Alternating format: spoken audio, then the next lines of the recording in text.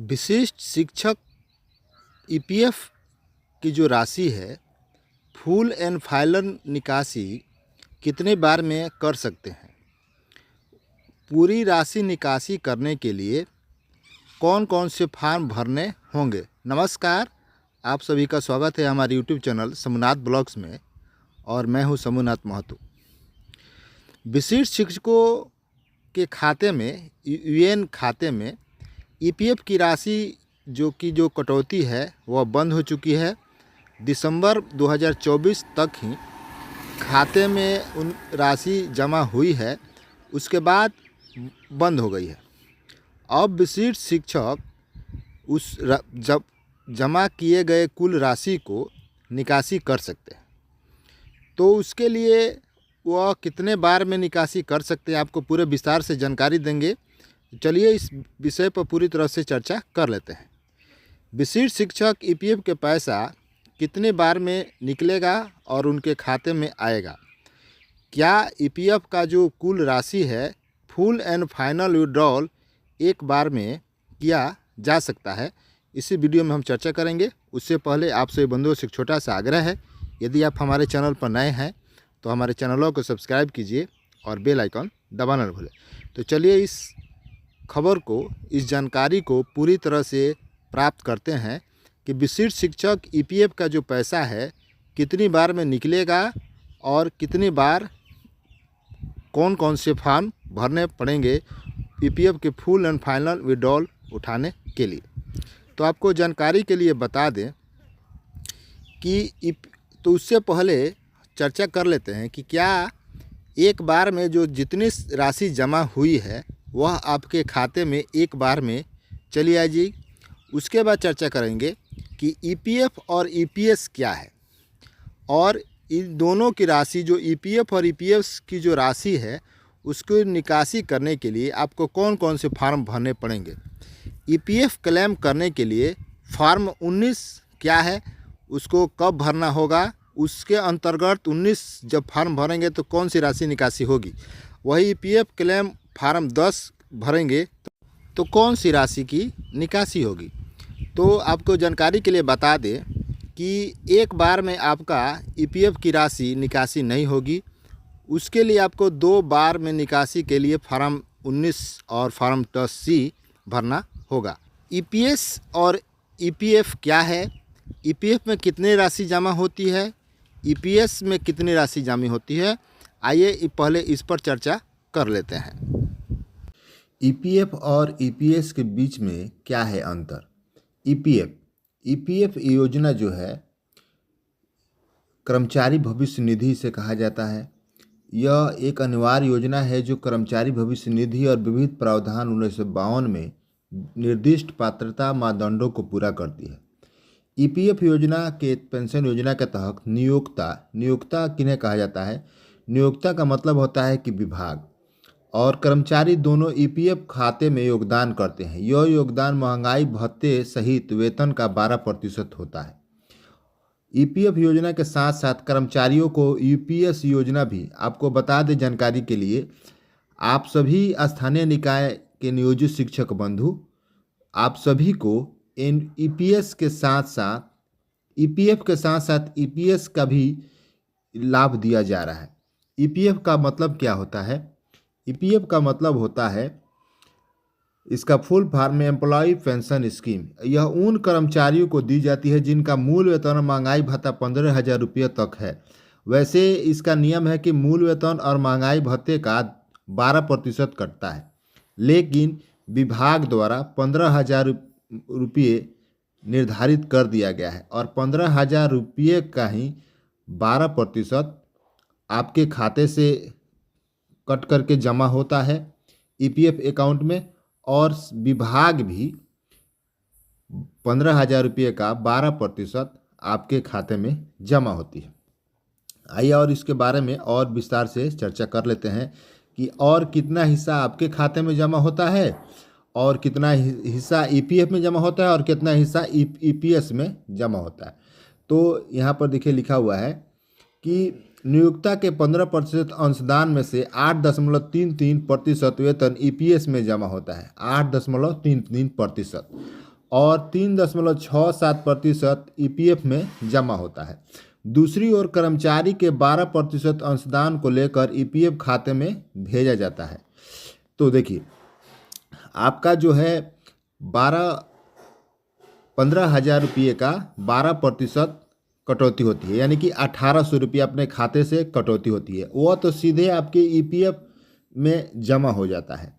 और जो विभाग जो है 1,800 रुपये जो जमा करती है, उसमें से 8.33% यानी कि 1,250 रुपये जो है वह ईपीएस में जमा होता है।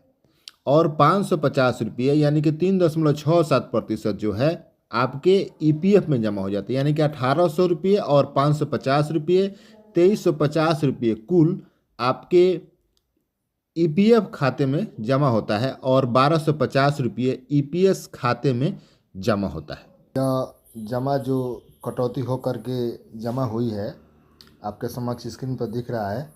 यह 10/2020 11/2020 अर्थात अक्टूबर 2020 से जो जमा हुआ है खाते में राशि, उसका जिक्र है यहाँ पर। यहाँ देखिए पूरे, और यह एक पेज है। तो इसमें से देखिए, आपको बता रहे थे कि 1,800 रुपये जो है 15,000 का 12% 1,800 रुपये यह आपका ईपीएफ में जमा हो गया। और नियोक्ता शेयर, एम्प्लॉयर शेयर 550 रुपये।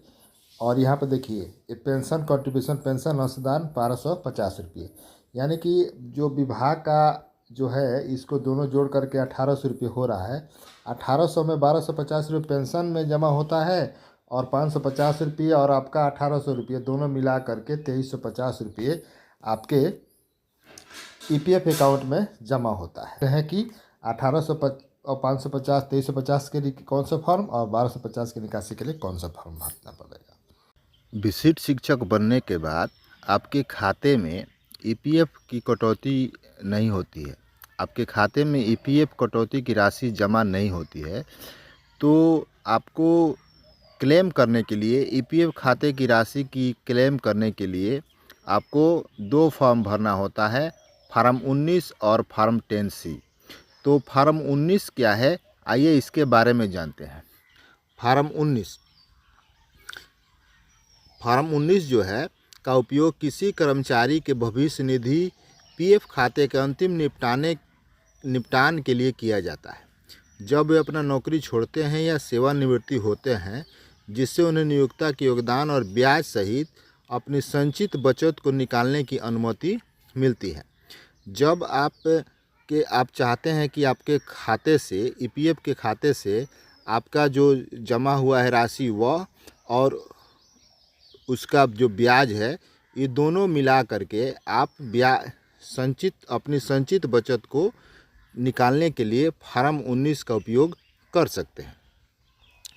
और फार्म 19 में ही यह भी जिक्र किया गया है कि फार्म 19 का उद्देश्य एक दावा फार्म है, जिसका उपयोग किसी कर्मचारी द्वारा नौकरी छोड़ने या सेवानिवृत्त होने पर उससे संचित पीएफ बचत हो, जिसमें नियोक्ता का अंशदान हो और ब्याज भी शामिल है, निकालने की प्रक्रिया आरंभ करने के लिए किया जाता है।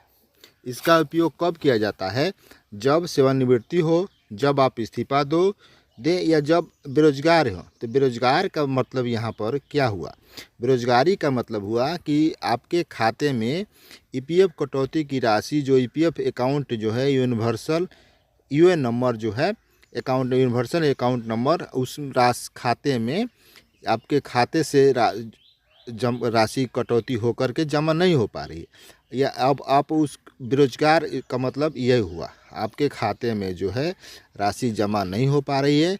तो डेट ऑफ एग्जिट, जब आपके डीपीओ साहब डेट ऑफ एग्जिट भर देंगे, तब आप 19 फॉर्म भर करके नियोक्ता का और आपका दोनों का अंशदान मिला करके निकासी की जा सकती है। आप इसे कैसे भर सकते हैं, ऑनलाइन भर सकते हैं। और विवरण के लिए उसमें आवश्यक विवरण क्या होगा, आपका नाम होना चाहिए, जन्म तिथि, पिता का नाम, पता, प्रतिष्ठान का नाम, नौकरी छोड़ने का कारण, पूरा डाक पता, भुगतान का पसंदीदा तरीका, 1 रुपया का मूल्य का राजस्व टिकट जैसी जानकारी मांगी गई है। केवाईसी होनी चाहिए। उसके बाद फॉर्म आपको जमा कर देना है। और उसके पश्चात ये जो राशि जो है प्रोसेसिंग फीस समय जो है 20 कार्य दिवस के भीतर निपटान किया जा सकता है। और महत्वपूर्ण नोट क्या है, फॉर्म जमा करने से पहले सुनिश्चित आपका यूनिवर्सल अकाउंट नंबर सक्रिय है और आपके आधार, पैन और बैंक खाते के साथ विवरण से जुड़ा हुआ है। आपके ईपीएफ के यूएएन खाते में जो कर्मचारी पेंशन योजना ईपीएस के तहत 1250 रुपये जो प्रति महीने जमा हो रही है, उसे निकासी करने के लिए ईपीएफ फॉर्म 10C भरना होता है। देखिए इसमें लिखा हुआ है कि ईपीएफ फॉर्म 10C कर्मचारी पेंशन योजना ईपीएस के तहत लाभ प्राप्त करने या पेंशन फंड को निकालने या स्थानांतरित करने के लिए इस्तेमाल किया जाने वाला एक महत्वपूर्ण फॉर्म है, जो नौकरी बदलने या रिटायरमेंट के समय वित्तीय सुरक्षा सुनिश्चित करता है। आपको जानकारी के लिए बता दें कि आप विशिष्ट शिक्षक बन गए हैं तो नियोजित शिक्षक से स्थानीय निकाय से बिहार सरकार के कर्मी हो गए हैं, अर्थात राजकर्मी हो गए हैं, तो आपकी नौकरी बदल चुकी है। तो आप चाहें तो आप ईपीएस में जमा राशि को निकासी कर सकते हैं। इसके लिए आपको फॉर्म 10C भरना होगा। यदि कोई व्यक्ति अपनी पिछली नौकरी से सेवानिवृत्त होने के बाद रोजगार पाने में असमर्थ है, अर्थात यहाँ पर रोजगार पाने का अर्थ अर्थात बेरोजगारी का अर्थ यहाँ पर इसलिए बताया जा रहा है क्योंकि आप अपनी स्थानीय निकाय से यानी नियोजित शिक्षक से विशिष्ट शिक्षक बन गए, अर्थात आप जो है जिस नियोक्ता के द्वारा आपके अकाउंट में जो जमा राशि हो रही थी यानी कि 15,000 से लेकर के 15,000 मूल वेतन पर 12% वह अब नहीं जमा हो रही है। तो इसलिए आप इसका जो ईपीएस में जो राशि जो जमा है 1250 रुपये प्रति महीने, उसको निकासी करने के लिए फॉर्म 10C भर करके उठा सकते हैं। यदि सदस्य की मृत्यु भी हो जाती है 58 वर्ष की पहले, तो भी परिवार के सदस्य या व्यक्ति के कानूनी नामित व्यक्ति ईपीएस खाते से राशि निकाल सकते हैं। आशा करते हैं कि आप सभी को हमारा यह प्रयास, हमारा यह जानकारी आप सभी को अच्छी लगी होगी। तो इसे दोस्तों बंधुओं में शेयर कीजिए ताकि वो भी इस जानकारी का लाभ उठा सके। तब तक के लिए मिलते हैं दूसरे वीडियो में। जय हिंद, वंदे मातरम।